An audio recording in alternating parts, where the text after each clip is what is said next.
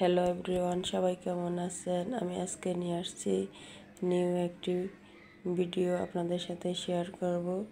আসসালামু আলাইকুম। আমি এখানে একটি প্যান বসিয়ে হালকা পরিমাণ কিছু সরষের তেল দিয়ে তেলটাকে ভালো করে গরম করে নিচ্ছি। নেওয়ার পর এখানে অ্যাড করে দিচ্ছি কাঁচামরিচ, এরপর অ্যাড করে দিচ্ছি চিংড়ি মাছ, কাঁঠালের বিচিগুলোকে আমি সিদ্ধ করে ফ্রিজে রেখে দিয়েছিলাম, আর চিংড়ি মাছগুলোকে একটু ভেজে ফ্রিজে রেখে দিয়েছিলাম। অ্যাড করে দিচ্ছি কাঁচা রসুন 4 থেকে 5 পিস। এগুলাকে এখন চুলার উপরে একটু হালকাভাবে ভেজে নিব, কারণ ফ্রিজে রাখা তো, এই জন্য যদি কোনো রকম পানি গায়ে লেগে থাকে তাই একটু ভাজা দিয়ে নিলে কিন্তু একটু ভালো হয়। ভর্তাটা কিন্তু অনেক টেস্ট হবে, তাই একটু চুলায় ভাজা দিয়ে নিচ্ছি আমি। আর কাঁচামরিচ কিন্তু ভেজেই ভর্তাটা বানানো বেস্ট।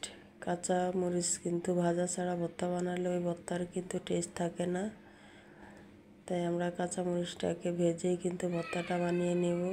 শুকনো মরিচ দিয়ে কিন্তু ভর্তাটা বানালে শুকনো মরিচ কিন্তু অনেক ক্ষতিকর, তাই আমরা কাঁচামরিচটা দিয়ে ভর্তা খেতে বেশি পছন্দ করি, তাই আমি কাঁচামরিচ দিয়ে কিন্তু ভর্তাটাকে বানিয়ে নিচ্ছি। কাঁচামরিচে কিন্তু ভিটামিন সি আছে, কাঁচামরিচ খেলে কিন্তু কোনো ক্ষতি হয় না, তাই আপনারা চাইলেও কাঁচামরিচ দিয়ে ভর্তাটাকে বানিয়ে নিতে পারেন।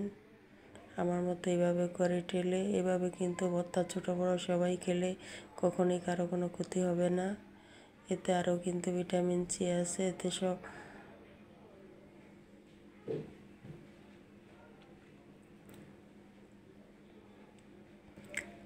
এই যে আমি কিছুক্ষণ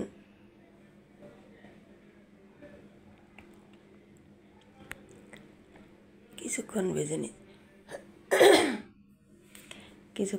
নিচ্ছি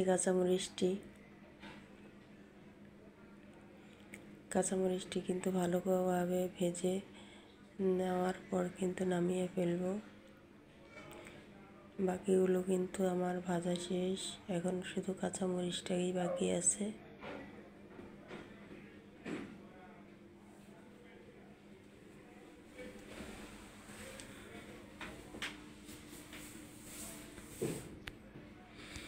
এখানে দিয়ে দিচ্ছি আমি 2 থেকে 3টে পেঁয়াজ কুচি। পেঁয়াজটাকেও একটু হালকাভাবে ভেজে নিব।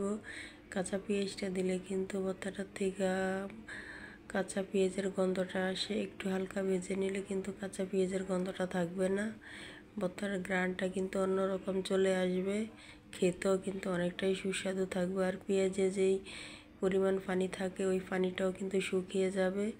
ভর্তাটা এভাবে বানিয়ে কিন্তু আপনি ফ্রিজে 2 থেকে 3 দিন রেখে খেতে পারবেন, এতে স্বাদটাও নষ্ট হবে না, যেরকম ভর্তাটা ওরকমই থাকবে। ভর্তার কালারটাও নষ্ট হবে না, ভর্তাটাও নষ্ট হবে না, তাই এভাবে করে রেখে আমরা ফ্রিজে রেখে কিন্তু খেতে পারি।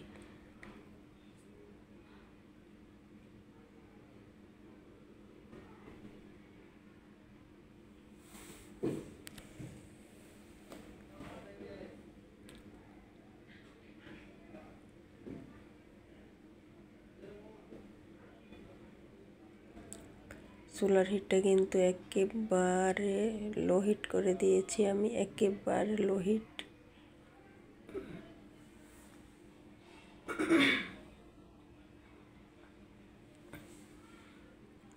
এবার আমি একটি পাটাতে প্রথমত কাঁচামরিচগুলোকে পিষে নিচ্ছি।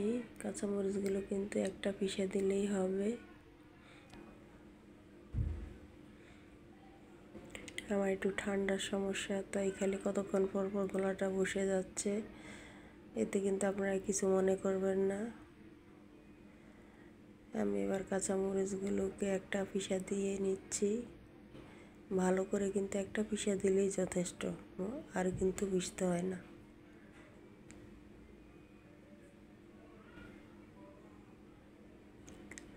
এবার আমি এরপরে কিন্তু পিষে নিব বাকি মশলাগুলো, যেগুলোকে ভেজে রেখে দিয়েছিলাম, কাঁঠালের বিচি, চিংড়ি মাছ, রসুন, এগুলোও কিন্তু আমি একটাই পিষা দিব, একটা পিষা দিলেই কিন্তু যথেষ্ট।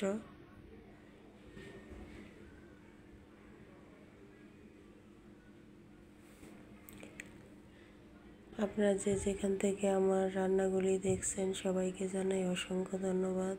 যারা দেখেননি তাদেরকেও জানাই অসংখ্য ধন্যবাদ। আমার রান্নাটি যদি আপনাদের একটু ভালো লেগে থাকে তাহলে কিন্তু একটি লাইক দিতে ভুলবেন না। আর এরকম সুন্দর সুন্দর ভিডিও যদি আপনারা পেতে চান, রান্নাগুলি পেতে চান, তাহলে আমার চ্যানেলটিকে সাবস্ক্রাইব করে আমার পাশে থাকবেন।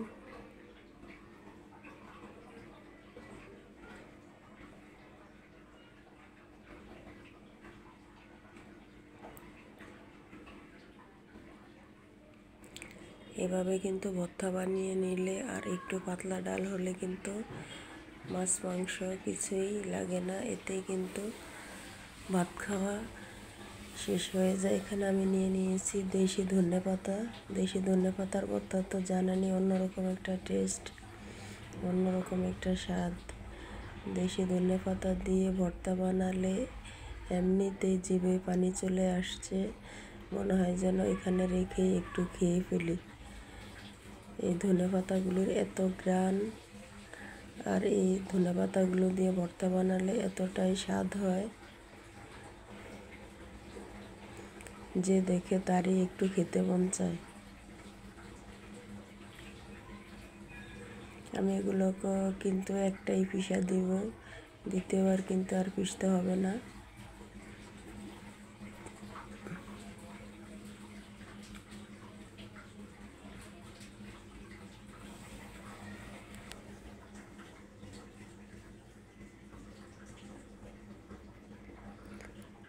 এই যে আমার সম্পূর্ণ পিষাটা শেষ।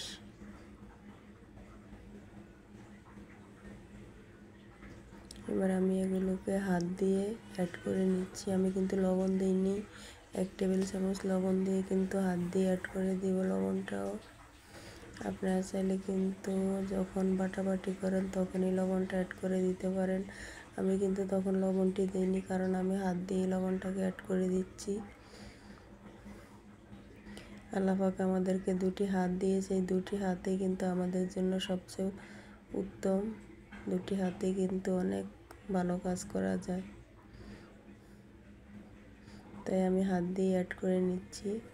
এবার এখানে দিয়ে দিব 2 টেবিল চামচ সরষের তেল, কাঁচা সরষের তেল। এই সরষের তেলটা দিলে কিন্তু ভর্তাটার স্বাদ আরও দ্বিগুণ বেড়ে যাবে।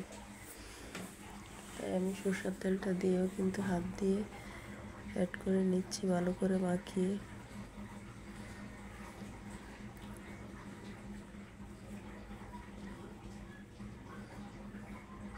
আমার ভর্তাটা সম্পূর্ণ তৈরি। এখানেই কিন্তু ভর্তাটা ডান।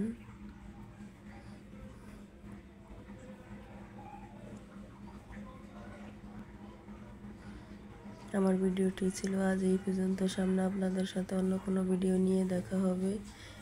সেই পর্যন্ত সবাই ভালো থাকবেন, সুস্থ থাকবেন, পরিবারের সাথে থাকবেন, পরিবারকে আঁকড়ে রাখবেন, এটাই আমি দোয়া করি। সবাই ভালো থাকবেন, সুস্থ থাকবেন। আল্লাহ হাফেজ।